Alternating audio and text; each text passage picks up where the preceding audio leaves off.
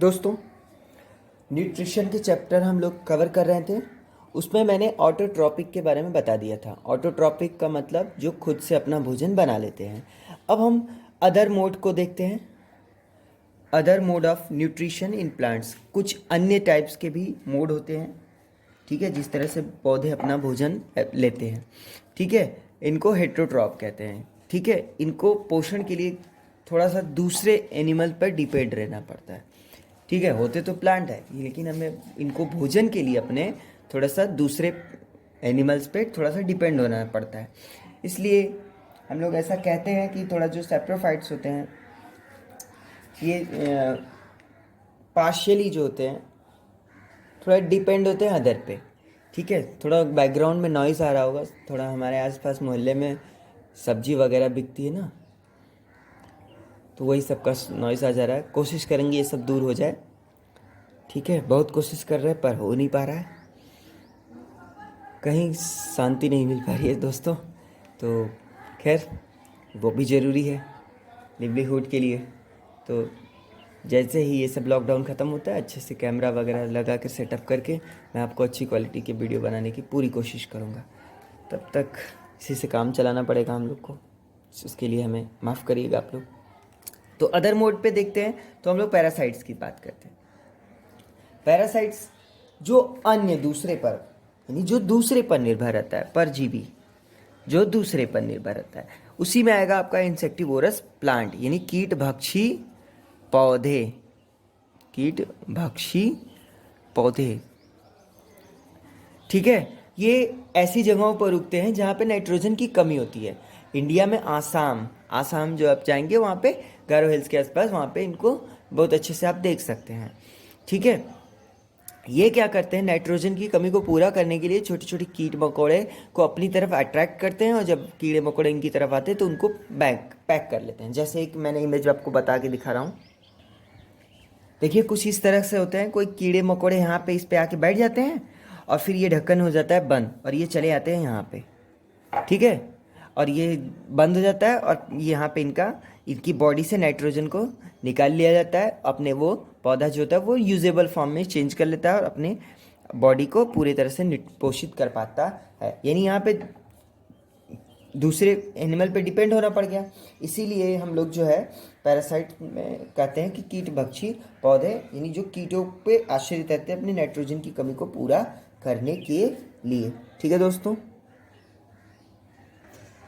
मैं एक बार फिर से क्लियर कर दे रहा हूँ। अदर मोड ऑफ न्यूट्रिशन में पैरासाइट्स, परजीवी जो दूसरों पर डिपेंड करते हैं। इंसेक्टिवोरस ये तो प्लांट है, पौधा है, कीट भक्षी पौधा है, लेकिन ये अपने पोषण के लिए दूसरे एनिमल पे डिपेंड रहता है।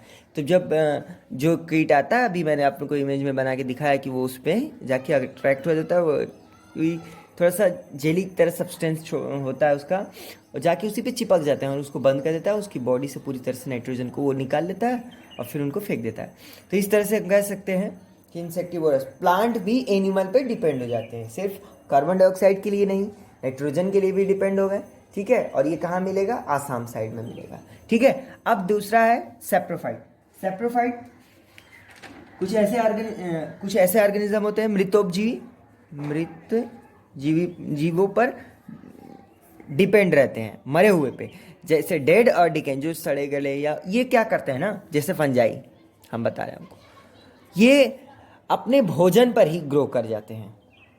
ठीक है, जो डेड और डिकेइंग मटेरियल होते हैं उन पर ही ग्रो कर जाते हैं। जैसे आप लोग जानते होंगे फंजाई, हिंदी में इसी को लिख दे रहे हैं। आप लोग बारिश के दिनों में देखते होंगे तो आपके अचार वगैरह पे कुछ फफूंदी की तरह जम जाती हैं। फफूंदी वाइट कलर का, सफ़ेद रंग का, वही होता है फंजाई। ठीक है, ये जो होता है फूड मटेरियल को ख़राब कर देता है। ठीक है, अचार में आप लोग देखे होंगे, इसके साथ ब्रेड में भी देखे होंगे, वो काला काला थोड़ा सा रेशम की तरह कॉटन लाइक स्ट्रक्चर बनाता है, वहाँ पे आप फंजाई को देख सकते हैं। तो आप देखें ये प्लांट होते हुए भी क्यों ऐसा होता है, क्योंकि इसके पास फंजाई के पास क्या होता है, क्लोरोफिल नहीं ना होगा,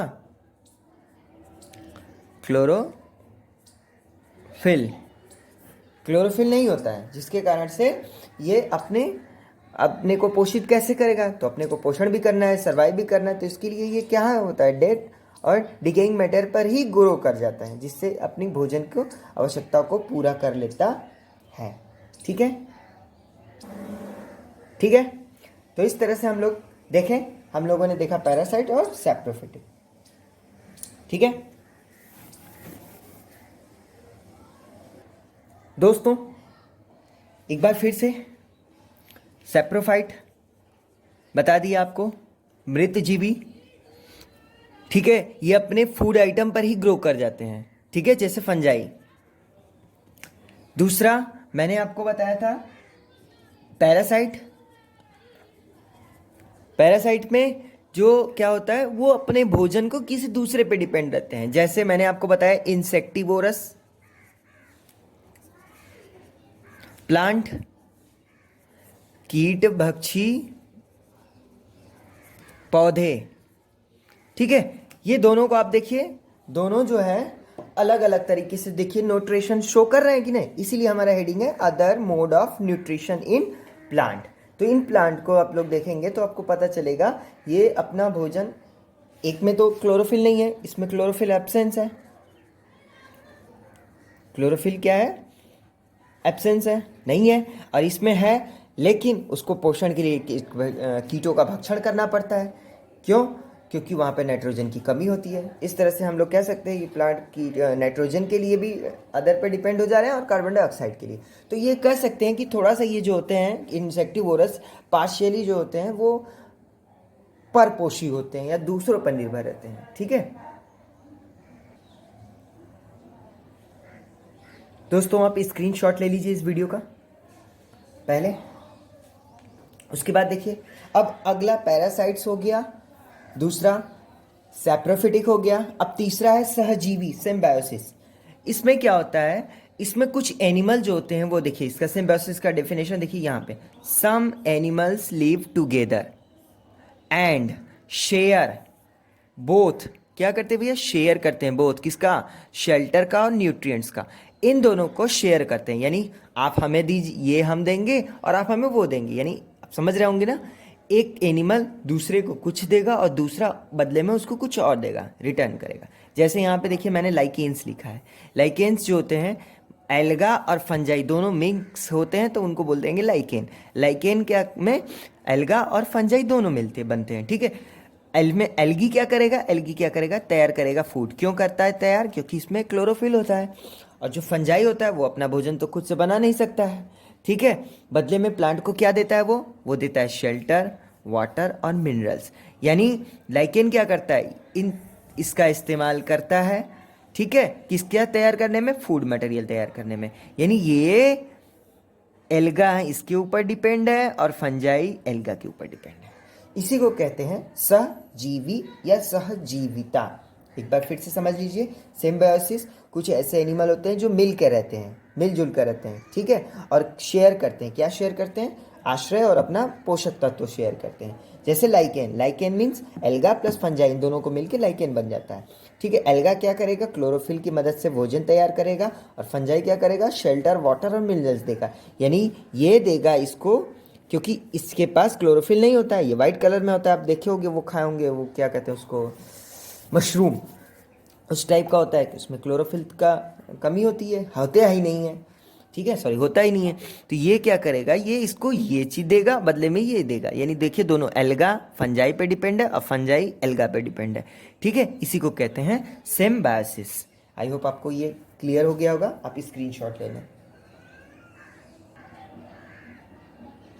दोस्तों। इसी में एक छोटा सा मिट्टी टॉपिक है। मिट्टी इंपॉर्टेंट है, आप सब जानते होंगे। ठीक है, मिट्टी जो होता है उसमें पौधों को लगाया जाता है, आप जानते ही होंगे। ये क्या करता है, सॉइल को अच्छे से मिनरल्स और क्या प्रोवाइड करता है, मिनरल्स, वाटर, ये दोनों चीज़ प्रोवाइड करता है। ठीक है, कभी कभी क्या होता है, यही मिनरल्स जो होते हैं, इन मिनरल्स की कमी हो जाती है। ठीक है, उन कमी को पूरा करने के लिए, उस कमी को पूरा करने के लिए फर्टिलाइजर डाला जाता है। ठीक है, ये कमी देख रहे हैं यहाँ पे आप लोग।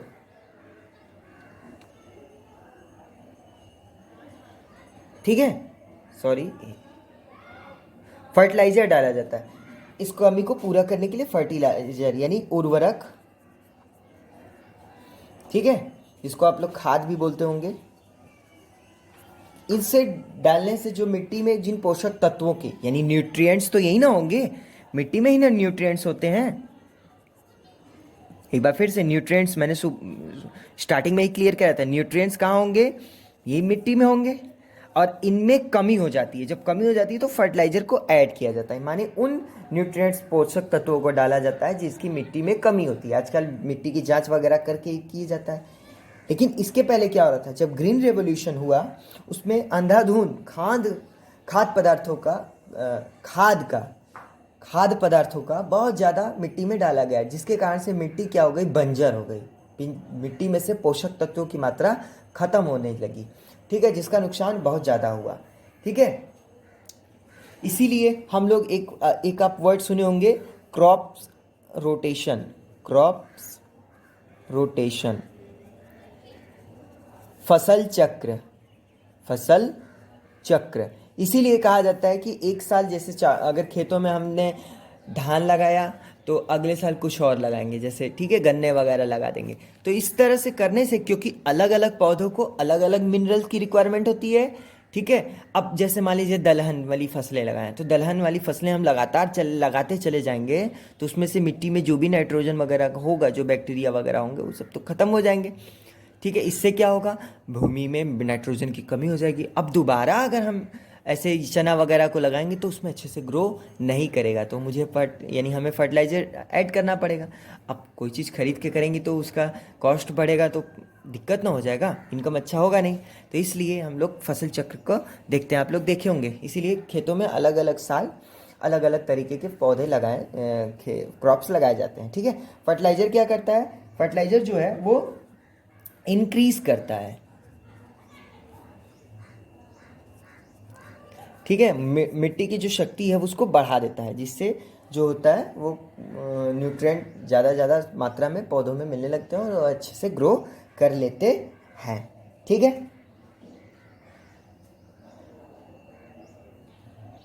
एक बार फिर से आप लोग समझ लीजिए, मिट्टी में मिनरल्स होते हैं, ठीक है, मिनरल्स और में प्लस वाटर होता है। ये क्या करता है, पौधे को पोषक तत्व देने की यानी न्यूट्रिएंट्स देने की पूरी तरह से कोशिश करता है। जब इसमें कमी हो जाती है तो फर्टिलाइजर को ऐड किया जाता है। ये मिट्टी की शक्ति को बढ़ाता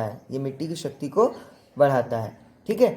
मिट्टी में मिनरल्स की कमी कब हो जाती है, यानी मिट्टी में न्यूट्रिएंट्स की कमी कब हो जाती है, जब हम अंधाधुंध खाद को डालने लगते हैं या अलग अलग तरह के केमिकल का उपयोग उसमें कर देते हैं, ठीक है। इसके लिए हम लोग फसल चक्र का भी इस्तेमाल करते हैं। फसल चक्र में एक फसल को, यानी अगर गन्ना इस साल लगाए तो नेक्स्ट साल अलग अलग तरीके के फसलों को लगाने की कोशिश करेंगे। तो इस तरह से क्या होता है कि जो मिट्टी है उसकी उर्वरक जो शक्ति है यानी जो फर्टिलिटी है उसकी बनी रहती है, ठीक है। तो इस तरह से हम लोग देखें कि मिट्टी इतना इंपॉर्टेंट होता है। आगे देखते हैं,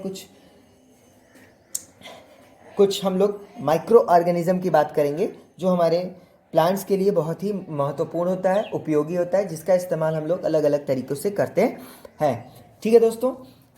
हम लोग अब उन माइक्रो ऑर्गेनिज्म के बारे में जानेंगे जो हमारे लाइफ के लिए बहुत ही ज़रूरी होते हैं, बेनिफिशियल होते हैं, ठीक है दोस्तों। यहाँ पे मैंने कुछ माइक्रो ऑर्गेनिज्म सूक्ष्म जीव का नाम लिखा है, राइजोबियम, नॉस्टॉक और दूसरा ईस्ट लिखा है। ईस्ट का आप लोग इस्तेमाल पेस्ट्री और केक बनाने में होता है, डबल रोटी ब्रेड में भी होता है, ठीक है। राइजोबियम, नॉस्टॉक, इनका इस्तेमाल हम लोग कहाँ करते हैं, देखिए दो दलहनी फसलें जो होती हैं उनमें नाइट्रोजन की बहुत ज़्यादा आवश्यकता होती है। अब नाइट्रोजन गैस के रूप में तो होता है, जैसे यहाँ पे मैंने एक बार फिर से इसको इरेज करके कर दूँ, नाइट्रोजन चाहिए, ठीक है। अब ये तो गैस फॉर्म में होता है, इसको सुटेबल करता है राइजोबियम। ये क्या होता है, पौधों दलहनी जो होते हैं उनकी जड़ों के आसपास रहता है और क्या करता है, नाइट्रोजन को चेंज कर देता है, ठीक है, वो ठीक है यूजेबल मिट्टी यहाँ पे मिट्टी को उस फॉर्म नाइट्रोजन को उस फॉर्म में करता है ताकि प्लांट जो है उसका यूज़ कर सके। ठीक है, तो हम लोग देखते हैं, चूँकि नाइट्रोजन बहुत ज़्यादा है नेचर में, तो राइजोबियम क्या करता है, नाइट्रोजन जो गैस है उसको यूज़ फॉर्म में कर देता है ताकि जो फसलें हैं आसानी से उस नाइट्रोजन का इस्तेमाल कर सकें। तो देखें आप लोगों ने, ये सूक्ष्म जीव राइजोबियम हमारे लिए कितना इंपॉर्टेंट हो गया। इसके बाद आप लोगों ने इफेड्रा का नाम सुना होगा। इफेड्रा स्पेलिंग आप लोग देखिए और नेट पर सर्च करके बताइए। अस्थमा के इलाज में इसका इस्तेमाल किया जाता है, जो सांस इनहेलर होता है उसमें इस्तेमाल किया जाता है। ठीक है, इसके बाद सेकंड मैंने लिखा ही था यहाँ पे यीस्ट बोलते हैं इसको। इसका इस्तेमाल हम लोग करते हैं केक बनाने में, डबल रोटी, ब्रेड बनाने में, पेस्ट्री, यानी देखें हम लोग ऐसे सूक्ष्म जीव हैं जिनका इस्तेमाल हम लोग इस सारी चीज़ों में करते हैं। ठीक है,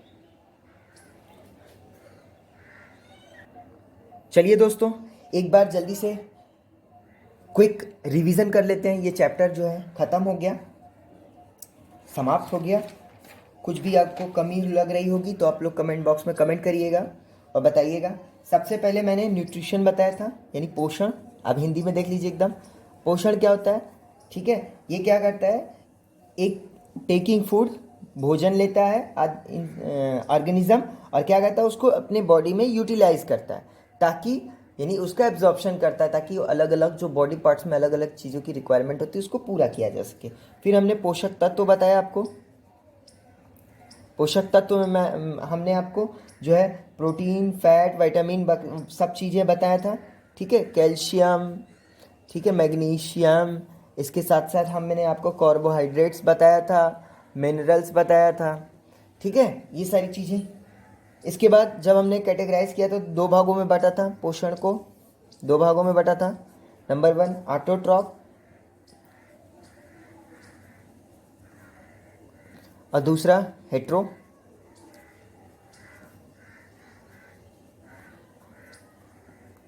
ठीक है, नंबर 1 ये, नंबर 2 ये। ठीक है, इसमें मैंने आपको पैरासाइट बताया, पैरासाइट परजीवी। इसमें आपको मैंने परजीवी का बताया था, जैसे इसमें इसी में ही आपको मैंने इंसेक्टिवोरस यानी कीट भक्षी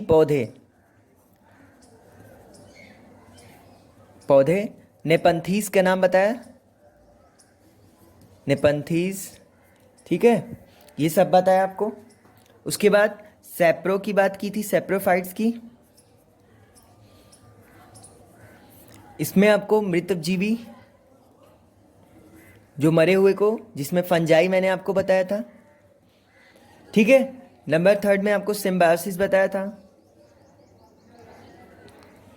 सहजीवी।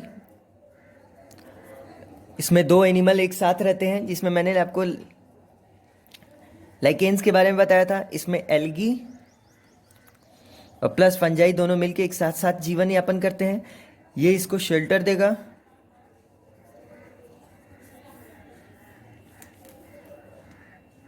ये इसको फूड देगा, दोनों मिलके अपना। ठीक है,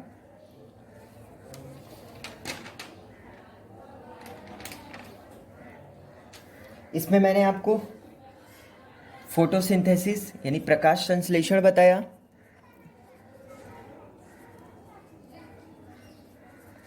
ठीक है, वाष्पोत्सर्जन बताया। उसके बाद सेल यानी कोशिका बताया। ठीक है, प्रकाश संश्लेषण, हरे पौधे सूर्य की प्रकाश की उपस्थिति में अपना भोजन बनाते हैं। हरे पौधे सूर्य की प्रकाश की उपस्थिति में अपना भोजन बनाते हैं। वाष्पोत्सर्जन, पानी वेपर के फॉर्म में बाहर निकलता है। सेल इकाई होती है छोटी सी, जिसमें मैंने आपको केंद्रक के बारे में बताया था। ठीक है, इसके बाद मैंने आपको क्लोरोफिल बताया। ठीक है, ये क्या करता है, लाइट को ट्रैप करता है, तभी भोजन बन पाता है। फिर उसके बाद मैंने स्टोमेटा आपको बताया था। स्टोमेटा क्या होता है? लीफ जो होता है, लीव्स पर होता है और छोटे छोटे छेद होते हैं जिसमें से ऑक्सीजन, कार्बन डाइऑक्साइड वगैरह इन और आउट होते हैं। ठीक है, इसके बाद मैंने आपको एल्गा बताया था। एल्गी ये काई के रूप में होता है। ठीक है, ग्रीन कलर का होता है, नाली आदियों के पास मिल जाएगा आपको। ठीक है, ये ग्रीन होता है, अपना भोजन स्वयं बना लेता है। ठीक है, तो दोस्तों अगर इस वीडियो में कोई चीज़ छूट गई हो हमसे या कुछ चीज़ गलत हो गया हो तो आप लोग कमेंट बॉक्स में कमेंट करें। अगर ये वीडियो आपको ज़रा सा भी पसंद आया तो आप लोग ज़रूर लाइक करें। ठीक है, लाइक और सब्सक्राइब का कुछ पेमेंट वगैरह ऐसा कुछ होता नहीं है, फिर भी आप लोग थोड़ा सा कर दीजिए, थोड़ा मोटिवेशन होता रहता है। बहुत मेहनत करके बनाया गया है इस वीडियो को। कई बार नॉइज़ भी आ जा रहा है बैकग्राउंड से, बहुत कोशिश किया मैंने बढ़िया से बनाने में, आपको समझाने की। अगर फिर भी कुछ कमी रह गई है तो मुझे माफ़ करिएगा और कमेंट बॉक्स में कमेंट करिएगा जो कमियां होंगी। जो भी बड़े भाई, जो भी शिक्षक महोदय, जो भी हमारे इस वीडियो को देख रहे हैं, आप लोग थोड़ा सा सजेशन दीजिएगा ज़रूर, क्योंकि कमियों को ही दूर कर कर हम लोग बेस्ट हो सकते हैं। और मुझे लगता है इसमें कुछ न कुछ कमियां हैं, लेकिन फिर भी आप लोग सभी टीचर्स लोग का आशीर्वाद रहेगा तो मैं इन कमियों को जल्द से दूर कर लूँगा। और सभी प्यारे बच्चों, ये लगभग पूरी तरह से ये कंप्लीट हो चुका है ये चैप्टर एनसीईआरटी का। इसमें आप लोग देखिएगा, समझिएगा, ठीक है, नोट्स बनाइएगा। ठीक है, और इस चैप्टर को पढ़ने से पहले बुक अपने सामने ज़रूर रख लीजिएगा, तब एक एक करके स्टेप्स आगे बढ़िएगा। आपको पूरी तरह से ये चैप्टर जो है समझ में आ जाएगा। डायग्राम मुझे बनाने में थोड़ी सी प्रॉब्लम होती है और ये शीट भी ऐसा है कि इस पर बनाने में दिक्कत हो रहा है, तो आप लोग थोड़ा देख लीजिएगा। ठीक है, नॉइज़ के लिए मुझे क्षमा करिएगा, जल्दी इसको दूर कर लिया जाएगा और माइक वगैरह खरीद लिया जाएगा। और पीछे से बैकग्राउंड में थोड़ा सा आवाज़ आ रहा है, उसको थोड़ा सा मेंटेन कर लीजिएगा आप लोग, और जो भी कमी होगी ज़रूर कमेंट करिएगा। धन्यवाद दोस्तों। अगर ये वीडियो आपको पसंद आएगा तो शेयर ज़रूर करिएगा और प्लीज़ चैनल को सब्सक्राइब कर लीजिए, ताकि मुझे मोटिवेशन मिलती रहे और मैं ऐसे ही आपके सामने एक नए वीडियो के साथ हाजिर होता हूँ। तब तक के लिए अपना और अपने सभी मित्रों का, अपने पड़ोसियों का, सबका ख्याल रखिए। ठीक है, और फिजिकल डिस्टेंसिंग को मेंटेन करिए। तब तक के लिए स्वस्थ रहें, सुरक्षित रहें घरों में और अपने अपने छोटे छोटे कार्यों में व्यस्त रहें। ठीक है, धन्यवाद। जय हिंद।